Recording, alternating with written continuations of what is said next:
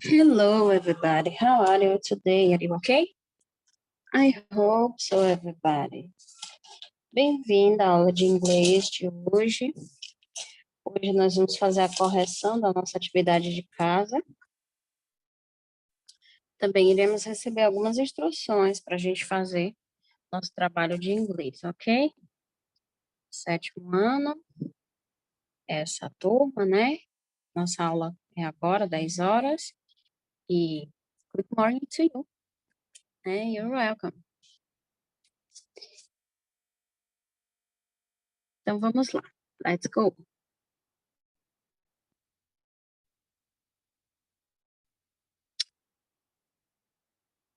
Bom, nós vamos começar aqui relembrando os números, né? Did you remember? Você se lembra dos números até 20? Lembra como é que faz?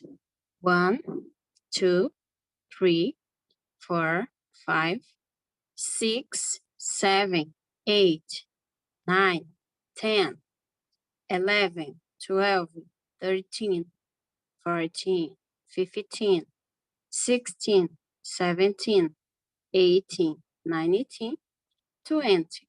Você lembra desses números? Tem eles anotados no seu caderno? Se você tem esses números no seu caderno, ótimo. Se você não tem, anote, porque nós vamos precisar dos números. Sabia que os números são muito importantes? Eles estão em toda parte. E para a aula de hoje, nós vamos precisar deles. Vamos ver aqui. Hoje, nós vamos começar vendo aqui the parts of the body. As partes do corpo, tá bom? Vamos ver algumas partes aqui, ó. Back. Ó, aqui é a setinha apontando. Back são as costas, né? Arm. Foot. Belly ou button.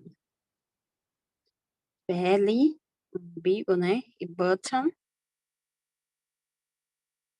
Button é atrás, tá? Toe, que é o dedão aqui do pé, ó. Ear, a orelha. Head, a cabeça, ó. Hip aqui, ó. Quadril. Knee, joelho. Leg, a perna toda. Tá? Aqui é só knee, só o joelho. Aqui é a leg, a perna toda. Lips, os lábios. Hand, a mão. Neck, pescoço. Nose, o narizinho. Shoulder, aqui é o ombro. Tummy, a barriga. Mouth, a boca. Elbow, aqui ó, cotovelo. Eye, o olho. Face, o rosto. Finger, o dedo. Hair, o cabelo. E tongue, a língua. Ok, então agora que você já tem todo esse vocabuláriozinho e a pronúncia, você pode ouvir ele várias vezes, é só pausar o vídeo. Também tem que anotar, porque você também vai precisar dessas informações, ó. Números, partes do corpo. Vamos adiante. Bom, com essas informações, agora nós vamos ver aqui a nossa parte gramatical. Nós temos aqui dois termos muito interessantes. É o verbo ter, tá? O verbo ter, em português, ele é conjugado. Eu tenho, tu tens, ele tem, ela tem, nós temos, vocês têm, dizer, eles têm, né? Em inglês, gente, é tudo have. Só não aqui, ó, na terceira pessoa. Quando eu estiver falando dele ou dela, então o meu tem vai ficar aqui com o has. Somente isso que é diferente, ok? Então eu digo he has, she has, it has, ok? Então, todos os termos em inglês, quando eu quero conjugar o verbo ter, é só colocar have. Mas, se eu estiver dizendo que é ele que tem, ou é ela que tem, ou o gatinho, o cachorrinho que tem, aí então essa palavra tem passa a ser has. Tudo bem até aí? Então, conjuga o verbo ter assim, ó, em inglês. I have, you have, he has, she has, it has, we have, you have, e they have. Bem simples, né? Então, sabendo de todas essas informações, vamos à nossa construção de texto descritivo, né? Então, aqui eu tenho um monster. Eu criei aqui um monster, né? My monster. E eu descrevi aqui, por meio de um textinho simples, o meu monstro. Olha o que eu coloquei. It has, certo? Ele tem. It has two eyes. Ele tem two eyes. 2 olhos, né? Ele também tem two arms. It has two arms. Two arms, ou seja, 2 braços, ok? My monster has one mouth. One mouth. Você sabe o que é isso? Ele tem só uma boca. My monster has 2 legs. Ele tem 2 pernas, ó. 2 legs. And one head. Só uma cabeça que o meu monstro tem. Ok? Então, muita atenção, porque você vai precisar dessas informações, tá bom? Vamos adiante agora. Agora que você já entendeu, se você precisar pausar o vídeo, ou se você precisar voltar nessa página, você fica à vontade. Você volta o vídeo e vê novamente. Se você precisar dessas informações, pode rever quantas vezes você precisar. Então, agora, now, open your English book, pages 12 and 13. Abra aí seu livro de inglês na página 12 e 13, para a gente poder estar corrigindo a atividade de casa. A atividade de casa, ela trazia aqui, ó, questão 1, e o enunciado tudo em português, né? Então, estava bem simples. Ele pedia para a gente ler um texto e fazer uma análise, uma predição. O que é a predição? É a gente tentar descobrir o que tem no texto antes de ler o texto. Somente pelas aparências. Sabe aquela coisa de julgar pelas aparências? Às vezes, quando você julga pelas aparências, você acerta. Mas na maioria das vezes você erra, né? Então, ele faz essa análise com a gente sobre a importância de não julgar pelas aparências, né? Mas, vamos ver aqui. Então, ele pede aqui, na questão 1, trabalhem em duplas, decidam juntos quem é A e quem é B e sigam as instruções. Como a gente não está conseguindo fazer isso nesse momento, então nós vamos fazer do jeito que dá. Alguns de vocês já me mandaram as respostas. Então, eu vou fazer a comparação da minha resposta com a resposta de algum aluno. Por isso que eu falo que é importante você fazer sua tarefa completa, com a letra caprichada, porque algumas vezes eu vou pegar a sua atividade e trazer aqui para o vídeo. E, ó, alunos que participam do vídeo ganham só a estrelinha. Então, é muito interessante. Vamos abrir aqui o livro, então. Vamos ver aqui.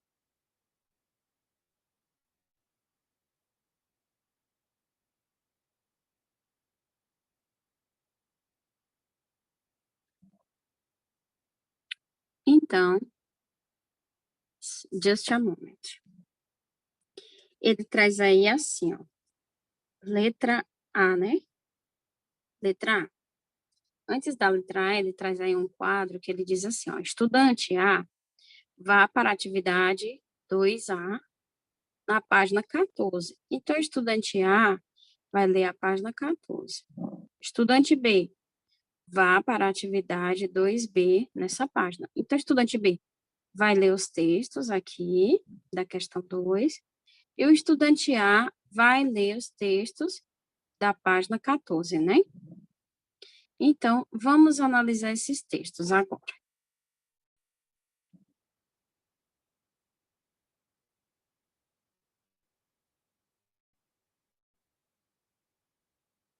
Bom, então, o estudante B vai ler o texto assim. Realizado antes da chegada do cliente, lembrando sempre de deixar espaços suficientes para facilitar a movimentação das pessoas entre as mesas e cadeiras, verificar se as mesas estão firmes. As cadeiras devem estar com a beira do assento em direção à beira da mesa. O aspecto físico do local no momento da chegada do cliente é muito importante para a sua primeira impressão sobre o estabelecimento. Dessa forma, o local deve estar arrumado com harmonia e simetria, passando a impressão de higiene e organização. Também o estudante B vai ler isso aqui, ó. Manual de Procedimentos Operacional Padrão do Serviço de Limpeza. POP para recolher o lixo. Definição. Consiste em recolher todos os resíduos de uma unidade, embalando-os de forma adequada e manuseando-os no mínimo possível. É a operação que precede todas as outras. Deve ser iniciada sempre da área menos contaminada para a mais contaminada. Então, esse é o texto que o estudante B vai ler, né? Já o texto que o estudante A vai fazer a leitura está na página 14, né? Vamos abrir aí o livro na página 14.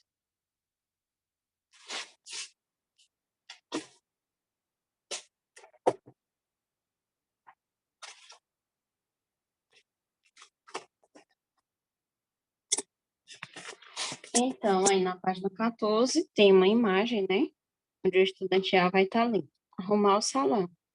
Realizado antes da chegada do cliente, lembrando sempre de deixar espaços suficientes para facilitar a movimentação das pessoas entre as mesas e cadeiras. Verificar se as mesas estão firmes, as cadeiras devem estar com a beira do assento em direção à beira da mesa. O aspecto físico do local, no momento da chegada do cliente, é muito importante para a sua primeira impressão sobre o estabelecimento. Dessa forma, o local deve estar arrumado com harmonia e simetria, passando a impressão de higiene e organização. Já o texto 2 diz: consiste em recolher todos os resíduos de uma unidade, embalando-os de forma adequada e manuseando-os o mínimo possível. É a operação que procede todas as outras. Deve ser iniciada sempre da área menos contaminada para a área mais contaminada. Então, a pergunta A é: do que o texto 1 está falando? Bom, o texto 1 está falando de quê? Nós podemos ver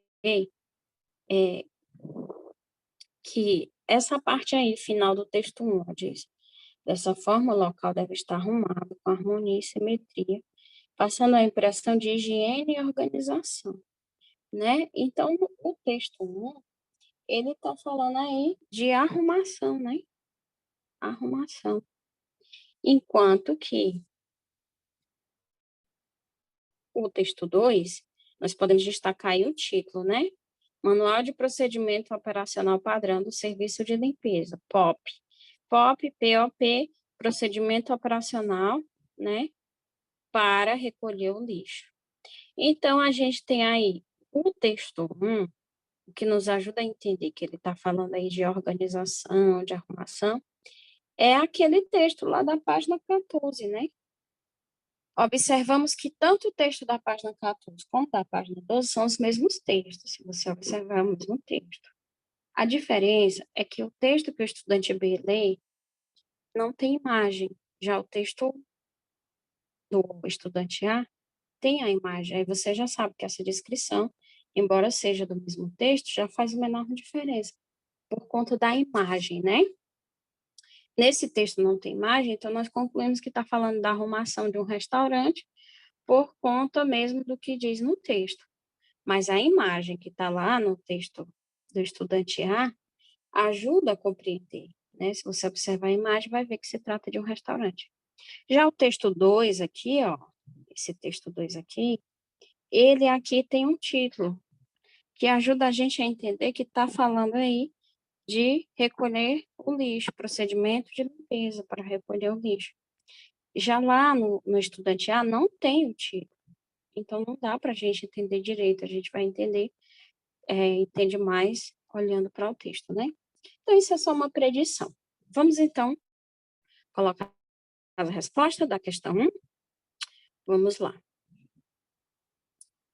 Opa!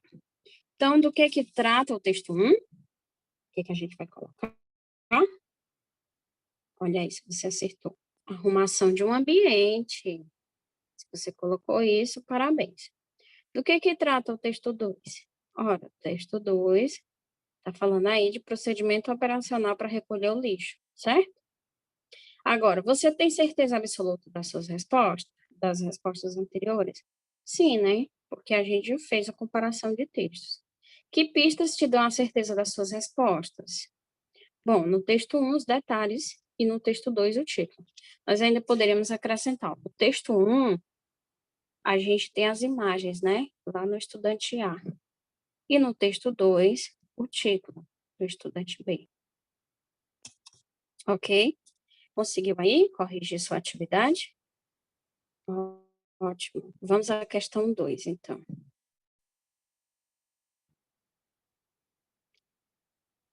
Bom, do que se trata o texto 1? A comparação, né, que ele pediu, a colega aí colocou, de arrumação de estabelecimento. Do que se trata o texto 2? Serviço de limpeza. Você tem certeza absoluta das respostas anteriores? Ela colocou sim. Que pistas te dão certeza das respostas no texto 1? Ela disse o conteúdo do texto e no texto título.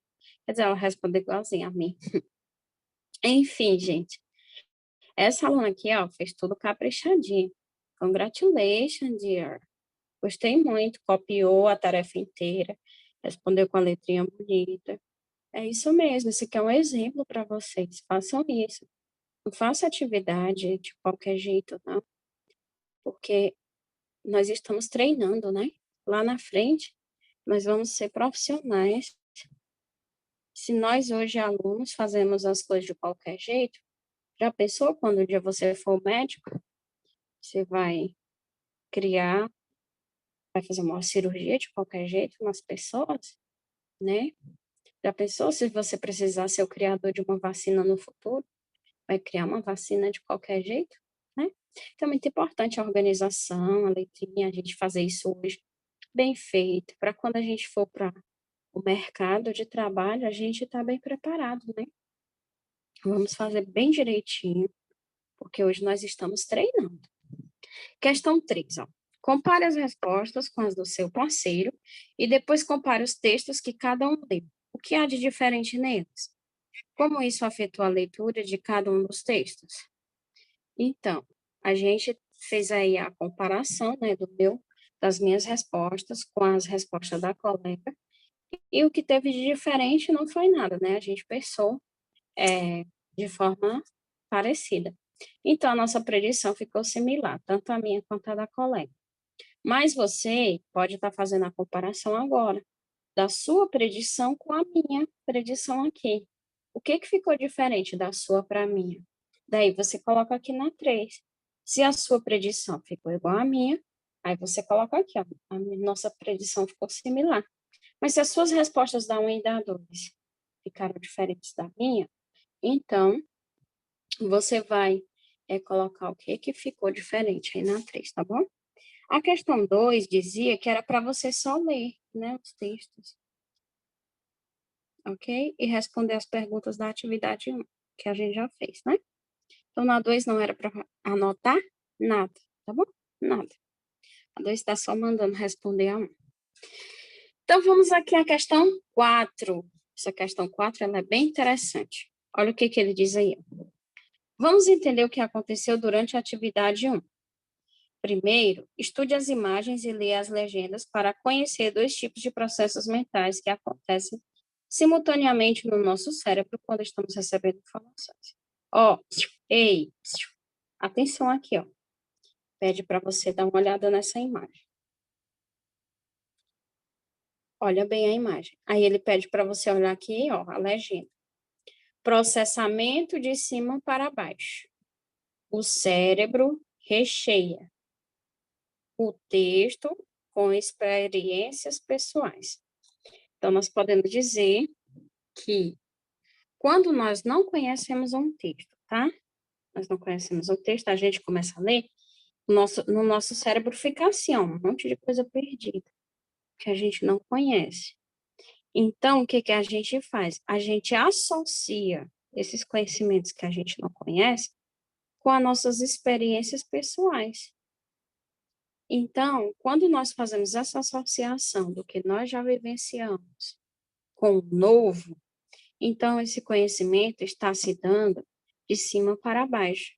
Nós chamamos de conhecimento de cima para baixo, ou seja, vem das experiências pessoais, certo? Aí, nós vamos associar o novo com o que nós já sabemos. E aí, esse conhecimento é chamado de procedimento de cima para baixo. Agora, processamento de baixo para cima. O que é o processamento de baixo para cima? O cérebro analisa o símbolo e os signos e retira deles significados. Então, como assim, né? Nós estamos analisando um novo. Então, nosso cérebro começa a ver o seguinte. Começa a imaginar aqui, ó. Vamos fazer essa leitura. Ele entende que C mais A mais S mais A vai dar. O C mais A vai dar K. E o S mais A vai dar ZA. Aí aqui a gente tem K mais ZA. Se a gente juntar K mais ZA, nós vamos ter casa. Aí a gente deu origem a essa palavra, casa. E o que é casa? Quando a gente fala a palavra casa, a gente pensa em que imagem? Nessa imagem, né? De uma casa.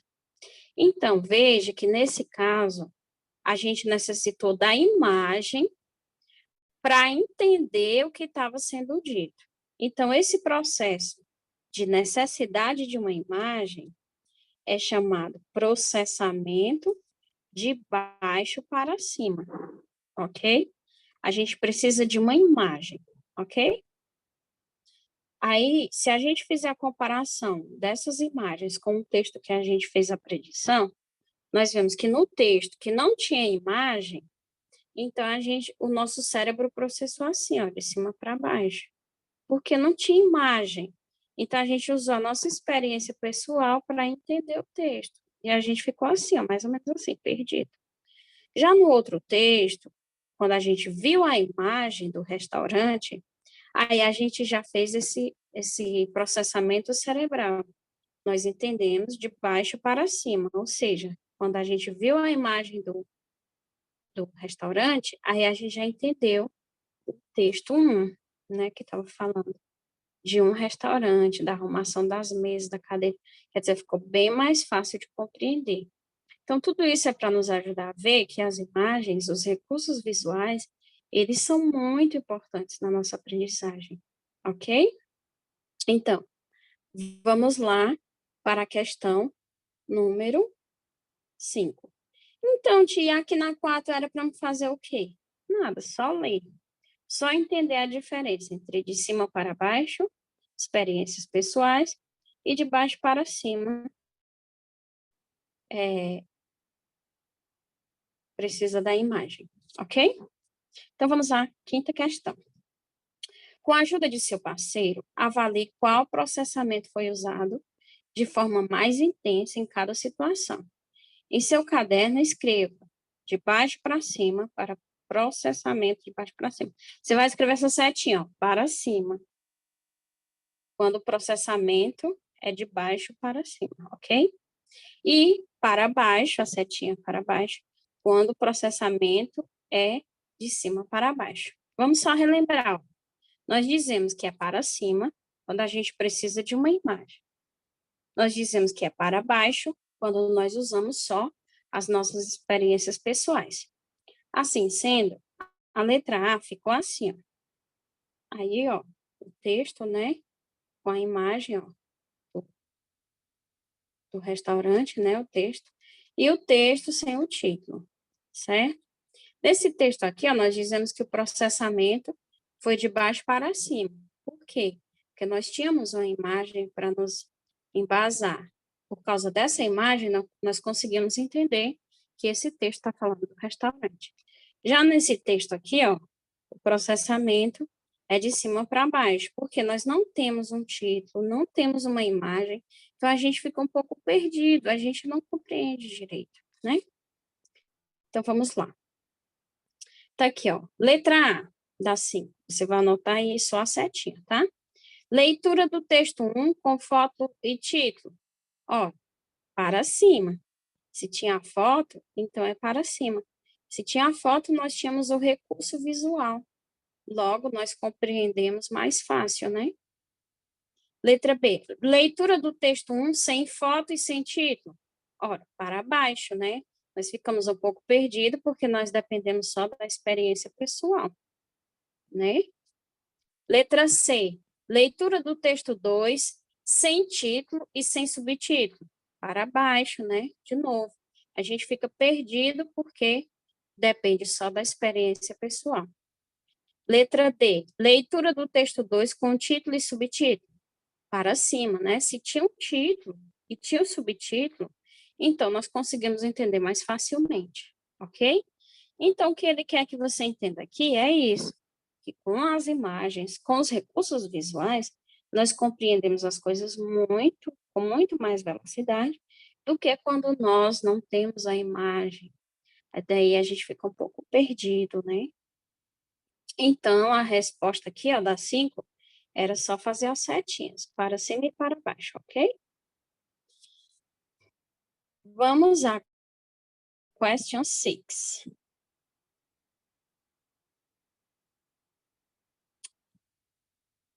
Com base na sua experiência, quais características da tabela ao lado você associa com a compreensão de textos orais e escritos? Quando você tem auxílios visuais ou quando conhece o tema do texto com antecedência por meio do título ou discussão do tema? Então, ó, ele quer saber o seguinte: quando é que você entende mais? Quando você tem uma aprendizagem de baixo para cima ou quando você tem uma aprendizagem de cima para baixo? Quando é que você entende mais? Quando você tem auxílios visuais ou quando você não tem auxílios visuais? Quando você tem auxílios visuais? Quando você tem o título? Como é que fica a sua compreensão? Fica mais rápida, mais simples e mais fácil? Ou quando você não tem imagem, fica mais lenta, quando você tem a imagem, fica mais lenta, mais complexa e mais difícil? Olha, quando você tem os auxílios visuais, né, como é que fica a sua compreensão? Mais rápida, né? Mais rápida, mais simples, mais fácil, né? Então, a resposta certa, letra A. Você vai selecionar aí a letra A. Você tanto pode escrever essas 3 palavrinhas, mais rápida, mais simples e mais fácil, ou pode só circular aqui a letra A, né? A letra A é a resposta certa da 6. Questão 7. Considerando os 2 tipos de processos mentais, assinale no seu caderno as alternativas que trazem atitudes que podem ajudá-lo na leitura ou audição de textos em inglês ao longo deste ano. Então, vamos ver o que é que pode ajudar você esse ano. Letra A. Ler o título antes de iniciar a leitura ou a audição de um texto e imaginar o que vai ser dito. Será que isso pode te ajudar? Ler o título antes? Com certeza. Pode ajudar, sim. Letra B. Ler ou ouvir um texto sem fazer nenhum trabalho prévio. Ajuda a gente? Não, né? A gente fica um pouco perdido. Letra C. Olhar as imagens associadas a um texto e fazer previsões sobre o seu conteúdo, o tipo de vocabulário, o objetivo do texto, para que um texto foi escrito, o local onde pode ser encontrado.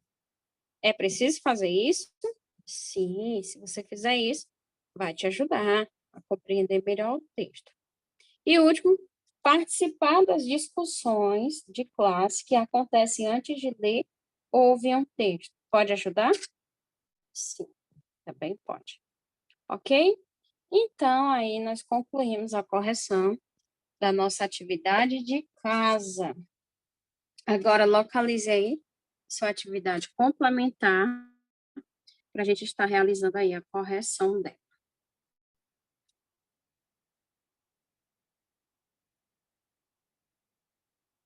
Ok, a atividade complementar era bem simples, era esse texto, né? Leia o texto para responder as questões de uma treta. Traz esse texto. A maioria das pessoas que vem para os Estados Unidos já pode saber algumas coisas sobre as pessoas através da TV. Tá conseguindo acompanhar aí? TV. Embora esta seja uma realidade distorcida, alguns dos estereótipos são verdadeiros, especialmente simpatia e informalidade americana. As pessoas tendem a não esperar para serem apresentadas. Vão começar a falar com estrangeiros em uma fila, sentam-se lado a lado em um evento, etc. Os visitantes muitas vezes podem ser surpreendidos quando as pessoas são tão informais a ponto de serem muito diretas ou rudes, ok? Então, fizemos aí a nossa tradução textual, baseando-se nesse texto. Agora, nós vamos ver aqui a questão 1, 2 e 3. Questão 1. O objetivo do texto é fazer o quê? Criticar os americanos, informar sobre os americanos, defender uma ideia ou falar uma história engraçada. Qual é o objetivo do texto? Informar sobre os americanos. Não é criticar os americanos, mas informar sobre os americanos. Question 2. De acordo com o texto, os americanos são o quê? São bem simpáticos, né? Amigáveis. Question 3. De acordo com o texto, quem pode se surpreender? Ora, na última frase, né, diz que quem pode se surpreender são os visitantes. Então, se você marcou assim, congratulations to you. Você acertou. Parabéns. Agora, nós vamos estar passando aqui, ó, o nosso trabalhinho de inglês. Pegue aí o caderno e faça a anotação. Tente prestar bastante atenção para você não ficar perdido. Se você tiver dúvidas, você pode ver esse vídeo novamente. Então, o que você vai fazer nesse trabalho de inglês? Você vai criar um monstro. Hã? Você lembra que eu criei um monstro e fiz a descrição dele? Você vai fazer isso, você vai criar o seu monstrinho. Ele pode ter o tanto de cabeça que você quiser, o tanto de olho que você quiser, o tanto de braço que você quiser. Você vai dar um nome para o seu monstro, vai fazer tipo uma ficha para ele e vai identificar no monstro cada parte do corpo dele em inglês, construindo um texto descritivo, igual eu criei. Você vai dizer, my monster has, meu monstro tem. Tem o quê? Aí você vai dizer, quantos olhos? Se você desenhar 4 olhos no seu monstro, você vai dizer, my monster has 4 eyes. Né? Você vai escrever um texto descrevendo tudo que o seu monstrinho tem. Igualzinho eu fiz. Você já viu nesse slide hoje como foi que eu fiz o meu monstro. Daí você vai criar o seu, ok? E escrever todas as partes do corpo dele em inglês. Usar o verbo ter, né, que é o have ou has. Lembrar que o have é o verbo ter para falar que você tem as coisas, né? E no caso do monstro, vai ter que ser usado o termo has, para dizer que o monstro tem, né? E aí você vai criar o seu textinho descritivo. Precisa ser um texto muito longo? Não. O mais importante é que você consiga descrever tudo que o seu monstro tem, porque o que pode acontecer? Você pode, no seu texto, dizer que o seu monstro tem só um olho, e aí no desenho o seu monstro tem 5 olhos, então vai ficar errado esse trabalho, né? Então, o único cuidado que você tem que ter é esse, de descrever exatamente o que você desenhar. Tia, como que eu vou fazer esse desenho? Eu posso fazer o desenho no caderno? Pode. Eu posso fazer na folha sem pauta? Pode. Eu posso fazer no computador? Pode. Você pode usar o meio que você desejar, que for mais fácil para você. Agora, a única coisa que eu peço é que você faça o trabalho caprichado, porque todo trabalho caprichado merece uma nota caprichada, ok? E todo trabalho desorganizado, né, com a letra feia, não merece uma nota também organizada e boa, né? Para você ter uma nota boa, você tem que fazer um trabalho à altura de uma nota 10. E você pode ser nota 10 se você quiser, tá bom? Você vai tirar a nota que você desejar. Daí você vai me entregar como? É no WhatsApp? Não, é no Classroom. Você vai me entregar no Classroom quando você terminar de fazer. Esse trabalho é para fazer com quantos colegas? Ou nenhum, é individual. Posso usar a plataforma que eu quiser, ok? Capricho e dedicação são um segredo para as boas notas. Então, o trabalho é só isso, só criar o monstro? É. Mas você não pode esquecer que antes de criar o seu monstrinho e fazer o texto descritivo, descrever tudo sobre o monstrinho, você também tem que falar sobre você. Como assim? Você tem que colocar o cabeçalho no seu trabalho. Porque como é que eu vou dar a nota de alguém que não se identificou? Então, a primeira coisa que você vai criar, antes de criar o monstro, é o cabeçalho. A primeira coisa que você vai criar é o cabeçalho. Você vai colocar no cabeçalho todos os seus dados pessoais, tudo sobre você, tudo que eu preciso para me poder colocar a sua nota. Seu nome completo, não pode colocar só Maria, porque na sua sala pode ter 5 Maria.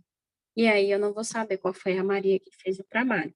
Então, vai colocar o nome completo, vai colocar o número da chamada, vai colocar a série, é o 7º ano, vai dizer se a sua turma é A, B, C ou D, ou é a turma E, F, G. Então, nós temos muitas turmas e vai ficar confuso se você não identificar a sua turma bem direitinho, ok?